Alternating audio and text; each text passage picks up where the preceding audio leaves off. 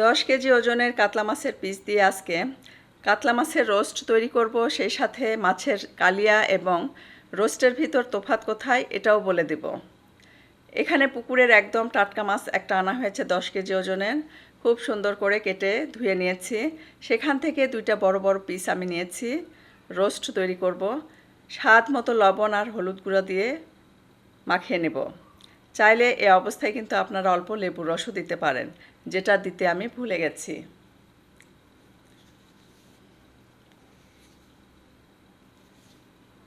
খুব সুন্দর করে মাখিয়ে নিয়েছি।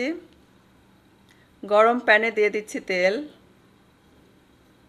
মাছ দিয়ে দিব আর উল্টে পাল্টে ভেজে নেব। মিডিয়াম আঁচে মাছ ভেজে নেব। যখন দেখবেন দুপাশে মাছ ভাজা হয়ে গেছে তখন চুলার ফ্লেমটা লো করে দেব, দিয়ে আরও কিছুটা সময় আমি ভেজে নেব, যাতে করে মাছের ভেতরে পানি পানি ভাবটা না থাকে। এতে করে এই রোস্ট তৈরি করলে বেশি টেস্টি হবে মাছ দিয়ে। ভাজা হয়ে গেছে, মাছ উঠিয়ে নিচ্ছি।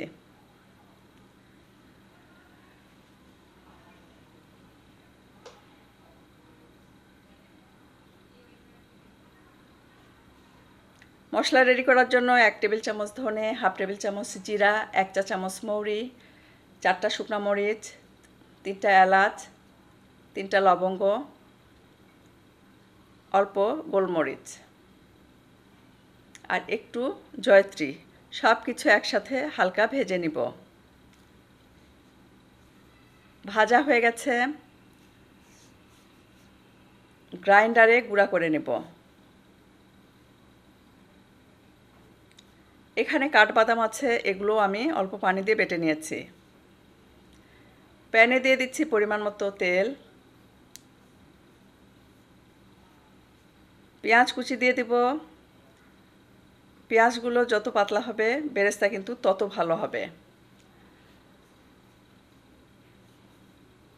ইম্পর্ট্যান্ট বিষয় হচ্ছে পেঁয়াজ বেরেস্তা যখন রেডি করবেন তখন অবশ্যই কেয়ারফুলি করতে হবে যাতে পেঁয়াজ বেরেস্তাগুলো অসম্ভব সুন্দর হয়। ঠিক এরকম কালারফুল করেই পেঁয়াজ বেরেস্তাগুলো ভেজে নিতে হবে। ভাজতে ভাজতে ভাজা হওয়া মাত্রই কিন্তু এর অর্ধেকটা আমি খেয়ে নেব। পেঁয়াজ বেরেস্তা আমার খুবই ভালো লাগে খেতে। এখানে গরম তেলে দারুচিনি আর তেজপাতা দিয়েছি, আধা বাটা পেঁয়াজ দিলাম আর আদা রসুন সম পরিমাণে বেটে নিয়ে সেটা দিয়েছি।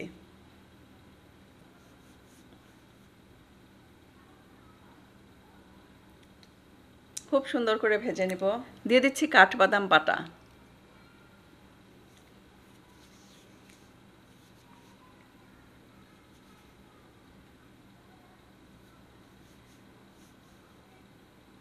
এখানে একটা ছোট টমেটো অল্প পানি দিয়ে বেটে সেটা দিচ্ছি। রোস্টে যদিও টমেটো বাটা দেওয়া হয় না, টমেটো সস কিন্তু ব্যবহার করা হয়। যেহেতু মাছের রোস্ট তাই টমেটো পেস্ট দিতেই পারেন। 2 টেবিল চামচ টক দই দিয়েছি, 2 টেবিল চামচ পানির সাথে মিশিয়ে খুব সুন্দর করে কষিয়ে নেব। মাছের কালিয়াতে কিন্তু টমেটো বাটার পরিমাণটা একটু বেশি দেওয়া যায়, কিন্তু রোস্টে না দিলেও চলে, তারপরেও আমি দিয়েছি। এখানে 2 টেবিল চামচ সুইট চিলি সস দিয়েছি। এখানে চিনি ব্যবহার করিনি, কারণ সুইট চিলি সসে অলরেডি কিন্তু চিনি আছে। যদি সুইট চিলি সস ব্যবহার না করেন সেক্ষেত্রে কিন্তু আপনাকে চিনি ব্যবহার করতে হবে অল্প করে। পেঁয়াজ বেরেস্তা গুঁড়া করে দিয়েছি আর ভাজা মশলা থেকে অর্ধেক মশলা দিয়েছি, কাঁচামরিচ কুচি দিয়েছি। খুব সুন্দর করে আবারও কষিয়ে নেব। সুইট চিলি সসের পরিবর্তে কিন্তু টমেটো সসও ব্যবহার করতে পারেন। আর কালারের জন্য রেড চিলি পাউডারটা ব্যবহার করেছি। যেহেতু মাছের রোস্ট, এটা না দিলেও চলতো। 4 টেবিল চামচ দুধ দিয়েছি, সাথে সাথে পানি দিয়ে দেব যাতে দুধ ছানা কেটে না যায়। এখানে কিন্তু হলুদ গুঁড়া আমি ব্যবহার করিনি, শুধু মাছ ভাজাতে ব্যবহার করেছি যাতে করে কালারটা দেখতে ভালো লাগে। মাছ সাদা রান্না হলে কিন্তু দেখতে খারাপ লাগবে, যার ফলে ভাজার সময় হলুদ গুঁড়াটা ব্যবহার করেছি। মাছ দেওয়ার ক্লিপটা খুঁজে পাইনি। যখন গ্রেভির ভেতর মাছ 2টা দিয়েছি তখন কিন্তু ভাজা মশলার গুঁড়া যেটা বাকি ছিল সেটাও দিয়েছিলাম। 2 টেবিল চামচ বাটারও ব্যবহার করেছিলাম। এখন জাল দিয়ে শুকিয়ে নেব।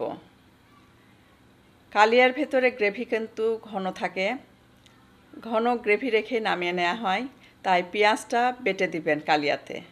যেহেতু রোস্ট করেছি তাই আধা বাটা পেঁয়াজ আমি ব্যবহার করেছিলাম।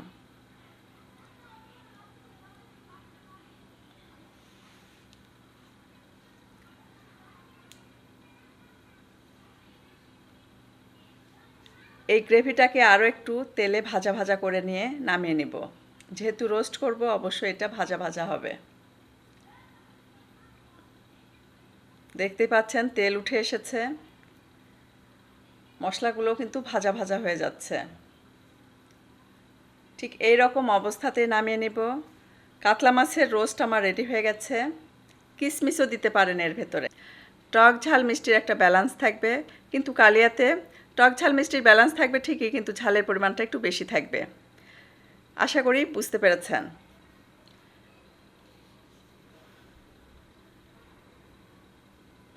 আজকে তাহলে বিদায় নিচ্ছি। সবাই অনেক বেশি ভালো থাকবেন, আমাদের জন্য দোয়া করবেন। আল্লাহ হাফেজ।